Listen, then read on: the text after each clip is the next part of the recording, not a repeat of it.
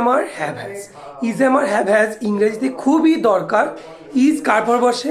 Is মানে একজনকে বোঝায়, ইজ একজনের পর বসে, যেমন হি ইজ বা শি ইজ। অ্যাম শুধুমাত্র আয়ের পর বসে। আর আর অনেকজনের পর বসে।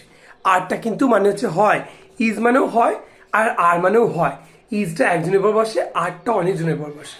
আর হ্যাভ হ্যাজটা কিন্তু টোটালি ডিফারেন্ট। হ্যাভ হ্যাজ মানে আছে, হ্যাভ মানেও আছে, হ্যাজ মানেও আছে, কিন্তু এটা কজনের পর বসে? হ্যাভ অনেকজনের পর বসে, হ্যাজ একজনের পর বসে। কিন্তু হ্যাবে অনেকজনের পর বসলেও, অনেকজনের পর বসলেও আই আর ইউ এর ক্ষেত্রে কিন্তু হ্যাভ ইউজ হয়। তাহলে ইজ আমার হ্যাভ হ্যাজটা ভার, ইজ আমার হচ্ছে বি ভার, হ্যাভ হ্যাজ হচ্ছে হ্যাভ ভার। ইজ একজনের পর বসে, আর অনেকজনের পর বসে, অ্যাম আয়ের পর বসে, হ্যাভ অনেকজনের পর বসে, হ্যাজ একজনের পর বসে। ইজ আমারকে বি ভার বলে, হ্যাভ হ্যাজকে হ্যাভ ভার বলে। বি ভার বা হ্যাভ ভার নিয়ে ফুল ভিডিও কিন্তু আমি নিচে লিঙ্ক করে দিচ্ছি।